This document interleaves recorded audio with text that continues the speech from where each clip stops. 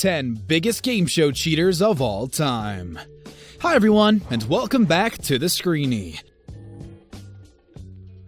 Winning a game show usually requires luck and knowledge, but it turns out those two aren't always enough. Morally flexible competitors are ready to go an extra mile in order to secure the big victory, believing the end justifies the means. Some of them found clever ways to game the system, while others received punishment for their crimes after making foolish mistakes on air. Let's take a look at the 10 biggest game show cheaters of all time. Before we start listing some of the most controversial moments in game show history, don't forget to press the subscribe button so you wouldn't miss our next amazing video. Moving. Dance. Number 10. Carrie D Ketchum. Carrie D Ketchum won his impressive prize on NBC's Super Password fair and square. But he did a couple of illegal things back in the day. That's why he never used his real name while appearing on the show and introduced himself as Patrick Quinn. This alias was convincing enough to fool the show's producers, but the authorities weren't that gullible. Ketchum's fraudulent name didn't work the trick, since he was wanted in 3 states. One of the viewers recognized him and informed the police where they could find the fugitive. After showing up to collect his $58,000 prize, Ketchum didn't get the reception he was expecting. Instead of being handed an enormous check, he received 5 years in prison for faking his wife's death to collect a $100,000 insurance policy. If you haven't figured it out by this point, appearing on national TV while you're on the run isn't the best idea. Number 9. Adriana Benia. The Spanish version of the game show The Alphabet Game, known as Pasapalabra, often features celebrity guests. Model Adriana Benia was one of them, and she swept the audience off their feet with her amazing musical knowledge. She had to listen to several songs and correctly guess the title and the artist. Benia was so good that some viewers started wondering if it was too good to be true. Turns out, they were right to be suspicious. The famous model later admitted she used technology to her advantage during the controversial game show appearance. She didn't want to be embarrassed and used the musical identification app Shazam so her lack of musical knowledge wouldn't become obvious. Benia had hidden the phone between her legs and read off the answers as the songs played. The show she appeared on was pretty lighthearted in nature, so nobody took her offense seriously. The host Christian Galvez even praised her for coming up with such an elaborate scheme and said she deserves a special prize for being so resourceful. Retail price, $23,743. You got it right on the nose. Terry Nice went down in The Price is Right history after making one of the most amazing bids the viewers have ever seen. But Drew Carey wasn't too enthusiastic after announcing his victory. The host felt something fishy is going on after Nice made the perfect bid on $23,743 during the Showcase Showdown. Perfect! Producers even suspected that the lifelong Price is Right fan and one-time contestant Ted Larson helped him out by using hand signals to point to the right price. Both men denied these claims, but it turned out Nice didn't win because he was born under the lucky star. 4 months before making his TV debut, he started memorizing prices of every product featured on the show with his wife Linda. The couple studied tapes for a long time, and it paid off when Terry took home a package of prizes worth around $56,000. Producers tried to find a way to prove he cheated, but it turns out working hard and coming prepared isn't against the rules. The network couldn't punish Nice, but they started changing the brands of the products and altering small details so players wouldn't be able to game the show so easily. CJ! Stop at a Mexican cruise! What's the difference, idiot? Number 7. Michael Larson. Michael Larson is still remembered as the most legendary player to ever appear on the game show Press Your Luck, which is extremely ironic since his victory had nothing to do with luck whatsoever. Larson spent months replaying recorded episodes of the show and realized there was a fixed pattern to each spin. Before making his game show debut, he made sure that he'll be able to hit the best prizes on the board. Larson perfected his strategy and astonished the audience when he took home the largest prize in the show's history, worth $110,000. Nothing similar ever happened on Press Your Luck, and the producers branded him as a cheater. They tried to prove that he broke the rules, but it turned out he did no such thing. Larson simply figured out how to beat the system, and that was totally legal. In order to make sure that no other player would replicate this trick, CBS introduced new software with 32 different patterns. Larson lost all of his winnings within 2 years of the show's taping after making a couple of bad investments, being involved in illegal schemes, and having at least $50,000 stolen from his house. Let's see if he came up with the Emancipation Proclamation. He did, and it is spelled correctly. Number 6. Jeopardy!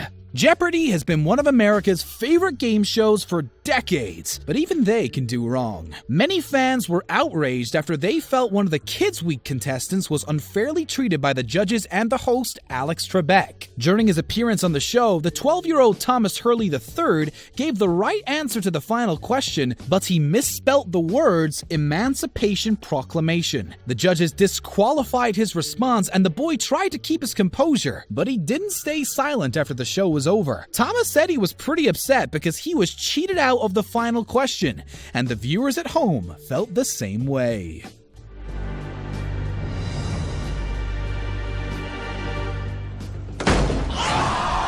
Number 5. $1 Million Money Drop. Game show contestants aren't always the ones in charge of cheating, and $1 Million Money Drop is a case in point. Fox canceled it after a single season following one of the biggest controversies in the modern game show history. To make things even worse, this scandal took place on the very first episode when Gabe Okoye and Brittany Matey went home empty-handed despite giving the right answer. They should have collected $800,000 after correctly guessing which of the 3 items was sold in stores first. Okoye and Matey went with Post-it notes, but according to the show's producers, Walkman was launched before them? Viewers at home felt that this can't be right, and a quick round of Googling revealed that the couple wasn't wrong. Instead of giving them the money they rightfully earned, producers invited them to compete again, but the show was canceled before they got the chance to make a comeback. You've won $100,000. Number 4. Khaled El Katatani. After winning $100,000 on the Australian version of Who Wants to Be a Millionaire, the cocky law student Khaled El Katatani admitted that he doesn't even know most of the answers. Khaled told the press, "I didn't play the game, I played the man," leaving everyone puzzled. But it turned out he wasn't cheating after all. At least, not in the traditional way. The 19-year-old contestant claimed that he got the answers correctly by reading expressions and body language of the host Eddie McGuire. El Katatani also said that he was reading the audience behind him, and that was how he got so many of the questions right. Producers dismissed his claims because they believe McGuire didn't give anything away, while some of the viewers felt that this was just one of Khaled's jokes. His game show appearance was pretty humorous, and he charmed the audience by promoting his Instagram account and saying that he'll buy 10 jet skis for him and his mates if he won. People had a hard time taking his claims seriously after that.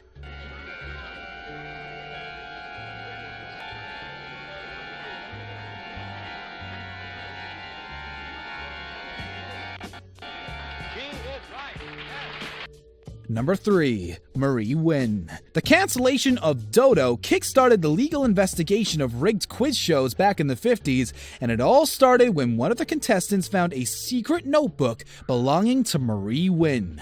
Edward Hilgemeyer Jr. discovered Wynn was given all the questions and answers in advance and informed her opponent Yaf Kimball they were setting her up for failure. The two confronted the producers, but instead of getting justice, they received the hush money. Hilgemeyer couldn't stay silent, and his allegations led to Dodo's demise and created the climate where it was possible to expose what was really going on behind the scenes of other popular game shows. Marie Wynn, whose notebook triggered the exposure of Dodo's true nature, was relatively unharmed by the whole thing because she wasn't a national celebrity like some of the other game show contestants. She eventually became a journalist, published a series of wildlife articles in her Wall Street Journal column, and wrote a book exploring the negative impact television can have on children called The Plug-in Drug. If either of you want to stop the game, you must tell me so right now. I'll stop. Then you win $20,000. Congratulations. Number 2. Charles Van Doren and Herb Stempel. If you're familiar with the Oscar-nominated film Quiz Show directed by Robert Redford, you've already heard of Charles Van Doren and Herb Stempel. This historical drama takes a look back at one of the biggest game show scandals that took place during the 50s. Herb Stempel became an overnight sensation after he's beaten all the odds and came out victorious on several episodes of 21. After some time, producers of the show decided that his winning streak had to end. Charles Van Doren was the man who finally defeated him, but he didn't exactly do it fair and square. His victory was scripted by the producers of the show, who gave him all the right answers beforehand and forced Stempel to wave the white flag. He didn't take this defeat so well and decided to come clean, but no one believed him at first. After the accusation of rigging on other game shows made the headlines, people suddenly started listening to the disgraced loser. Even President Dwight Eisenhower called the scandal a terrible thing to do to the American people. From that point forward, the fixing of quiz shows was finally prohibited by law, and many networks had to cancel them because they had a hard time recovering after the hoax was exposed. Final answer? Yeah, final answer. It's the right answer. You got £1,000. Number 1. Charles Ingram. A majority of game show tricksters were never punished because they found a witty way to cheat the system without breaking the law. That can't be said about Charles Ingram, who was one of the very few people to ever win a £1 million prize on the British version of Who Wants to Be a Millionaire. His happiness was very short-lived because it turned out that he conspired with his wife Diana and friend Tequin Wittock to secure the victory. The trio used a ridiculous strategy that wouldn't even fool an elementary school teacher, but they somehow thought it was elaborate enough to trick one of the most popular game shows in the world into giving them £1 million. Whitlock would cough whenever the contestant read the correct answer aloud, and got 12 months in prison for his contribution to Ingram's fraudulent victory. That doesn't seem so bad in comparison to the 18 months the Ingrams got. Charles was also stripped of his winnings and army rank after 17 years of service. Thank you very much for watching today's video. Make sure to subscribe to our channel for more amazing content, and don't forget to check out one of the other 2 videos on the screen.